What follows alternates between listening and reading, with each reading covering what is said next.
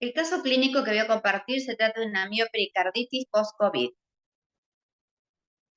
Antecedentes. Se trata de una paciente de 45 años que hacía deporte recreativo, pedestrismo y trekking, sin antecedentes cardiovasculares. En la primera época de la pandemia, octubre del 2020, contrae infección por COVID, contacto estrecho, síntomas, dolor torácico, disnea, congestión nasal. Se aísla en domicilio por 10 días y comienza a realizar actividad física, pero debe suspender por dolor torácico. Asiste a la primera consulta en Fundación Favaloro, donde se realiza análisis de laboratorio, electrocardiograma, radiografía de tórax y ecocardiograma. El electrocardiograma tiene un ritmo sinusal, con una desviación del eje a la derecha, sin arritmias, sin alteración del ST.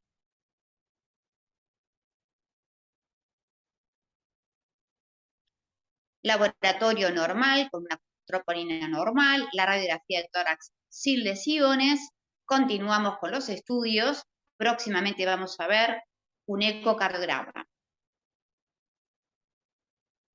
El ecodoppler cardíaco, diámetros y función sistólica conservada, con un strain longitudinal de menos 17.7%, el BD conservado, una fe de 61.9%, aparato valvular normal, y lo que sí vemos es un derrame pericárdico leve a moderado anterior y posterior, sin compromiso de llenado de cavidades cardíacas. Con este resultado, se sugiere realizar una resonancia magnética por antecedente de COVID. La resonancia magnética nos revela, bueno, ya con un diagnóstico presuntivo de miopericarditis, suspendemos la actividad física, comenzamos con colchicina y vamos a ver el resultado de la resonancia magnética. La resonancia magnética revela una falla de 66% con edema miocárdico. Luego de la inyección de gadolinio se observa realce tardío en la región subepicárdica inferior, lateral, basal y medio ventricular. El BD no tiene realce y además observamos un derrame pericárdico leve a moderado. ¿Cómo evoluciona? Ya tenemos el diagnóstico de miopericarditis por COVID. La paciente por palpitaciones, le solicitamos un Holter de 24 horas donde observamos un bloqueo de primer grado, taquicardia sinusal y episodios de VAB de segundo grado tipo Benchmark. Se medica con dosis muy bajas de beta bloqueante por taquicardia sinusal sintomática. Se mantiene la indicación de realizar actividad física y le solicitamos una nueva resonancia magnética de control. Aquí vemos el Holter con episodios de taquicardia sinusal. Evolución. A los 4 o 5 meses, nuevamente control en Fundación Favaloro, ya observamos mejoría de los síntomas, persiste sin realizar actividad física. Tenemos la resonancia magnética donde persiste el realce tardío ya sin signos de edema. Le empezamos a prescribir un plan de actividad física progresivo de acuerdo a la tolerancia y continuamos con la medicación con colchicina. La resonancia magnética ya a los 4 o 5 meses revela la función sistólica conservada, persiste el realce tardío en las mismas regiones, epicárdica inferior, lateral, basal, medio ventricular, sin signos de edema miocárdico. El BD no dilatado sin realce y observamos como conclusión una función sistólica conservada, persistencia de realce tardío sin signos de edema y un derrame pericárdico leve. ¿Cómo es la evolución al año? Del comienzo de la enfermedad, tenemos un ecocardiograma y una resonancia magnética. El ecocardiograma tiene los diámetros de la función sistólica conservada, un derrame pericárdico leve circunferencial, ya sin realce y sin edema. La resonancia magnética vamos a observar un realce tardío negativo con un derrame pericárdico leve a moderado circunferencial.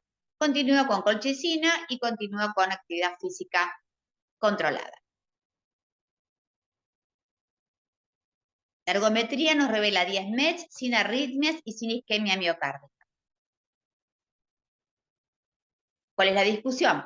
¿Cuál es la prevalencia y forma de presentación de una miopericarditis post-COVID? ¿Cuánto tiempo tarda en resolverse? ¿Cuánto persiste el derrame pericárdico? Si fueron estudios complementarios suficientes, ¿cuál es la evidencia científica y cómo es el retorno al deporte o actividad física?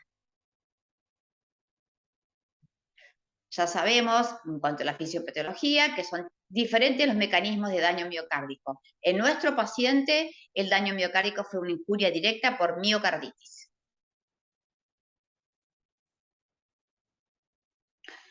Yendo a la evidencia científica, el primer trabajo que aparece en la primera época de la pandemia fue un trabajo de China, donde se observa y se hace mucho hincapié en que la injuria miocárdica tiene una prevalencia alta en los pacientes hospitalizados con COVID severo y tiene alta mortalidad. Yendo ya a la revisión y a la conclusión de este primer metaanálisis, se observa lo siguiente. Fueron 21 estudios donde hay un 22% de injuria cardíaca en los hospitalizados, fundamentalmente en los pacientes con COVID severo y en los pacientes mayores de 60 años. Lo importante es que la presencia de injuria cardíaca se asoció a mayor mortalidad por todas las causas. Prosiguiendo con la evidencia científica, en el Lancet se publica que un 7-17% de los pacientes hospitalizados presentaron injuria miocárdica aguda. También hay que recordar una forma fulminante de miocarditis con alta mortalidad que también se vio después en los pacientes vacunados con Pfizer y Moderna. Pero en el caso de nuestro paciente ambulatorio, la prevalencia de miocarditis es baja, menos del 2%. Por eso es importante aclarar algunos conceptos que incluso en pacientes con ya el problema resuelto de la enfermedad, se postula que puede haber ARN en varios tejidos del cuerpo hasta por 200 días, y este podría ser uno de los mecanismos que conducen a la persistencia de la lesión cardíaca. Hay que tener en cuenta que también los niveles elevados de troponina y los intervalos QRS y QT nos sirven como marcadores pronósticos. ¿Cuál es el valor de la resonancia magnética con gadolinium? La piedra angular del diagnóstico son las imágenes de secuencia en el cine, las secuencias potenciadas en T2, los mapas paramétricos de T1 y T2 y las imágenes de realce tardío con gadolinium, que es un buen predictor de pronóstico. El desafío más importante es detectar el grupo de pacientes con probabilidad de muerte súbita, sobre todo los atletas, independientemente de la forma de COVID. Por eso es que surgen ciertos trabajos, uno de los primeros, acá tenemos 26 atletas de una edad de 19 años, donde algunos tenían síntomas leves y otros eran asintomáticos. En los que tenían síntomas leves, fueron 12, en 8 de ellos se detectó injuria miocárdica por resonancia magnética. Y en los 14 asintomáticos, 4 tuvieron miocarditis, y de esos 4, 2 tuvieron derrame pericárdico, o sea, fue baja realmente la incidencia. Esto nos dice que la resonancia magnética posee un gran valor predictivo negativo para excluir la miocarditis. Continuando, una revisión de la clínica Mayo dice que puede ser sintomático o asintomático, es importante que tiene arritmias ventriculares en un 78% de los pacientes justamente con COVID severo y los hospitalizados, y a pesar de la recuperación clínica, como vemos en nuestro paciente, las imágenes de la resonancia permanecen alteradas, fundamentalmente el edema y el realce tardío.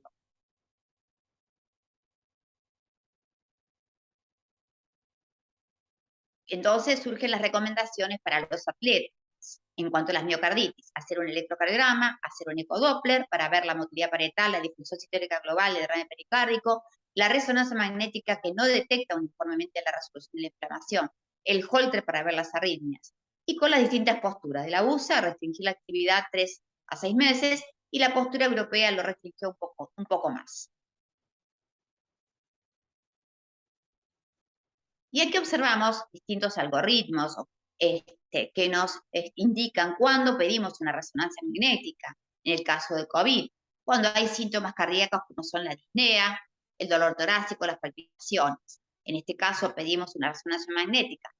Pero antes de esto vamos a pedir un electrocardiograma, un eco transesofágico y biomarcadores. Si son anormales, vamos a hacer la resonancia. A su vez, si los síntomas persisten, también.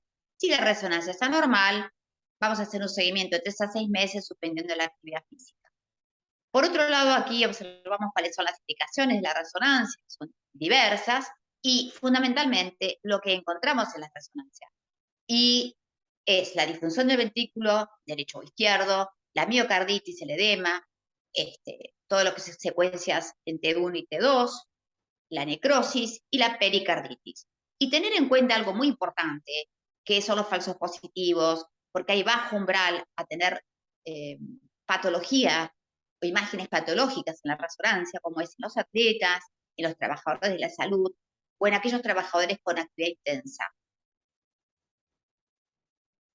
Por último, hubieron muchísimos algoritmos de recomendación para la vuelta al deporte. Este es el del Colegio Americano de Inicial Deporte, bastante simple, donde dice, ¿hay infección probable o confirmada de COVID en los últimos 30 días? ¿Sí o no? Si no la hay, evaluación estándar y retorno al deporte. Si la hay, la dividimos en dos poblaciones. Asintomático, leve y moderado, primero resolución de los síntomas y luego evaluación cardíaca y pulmonar para volver al deporte. Y en los hospitalizados o síntomas severos ya tenemos que tener mucho más paciencia, tener un tiempo de suspensión de las actividades mayor, para luego hacer una evaluación completa para volver al deporte. Por último, vamos a mostrar, entre tantos algoritmos, cómo vuelve a la competencia el deportista. Hay 6 etapas, desde la etapa 1 a la 6, donde vamos progresando. La frecuencia, la intensidad, la duración, el tipo de ejercicio y qué síntomas monitoreamos. Esto nos hace pensar que es muy importante una supervisión al principio del programa para que no haya complicaciones y llegue a la etapa de la competición en las mejores condiciones. Desde ya, muchísimas gracias por vuestra atención.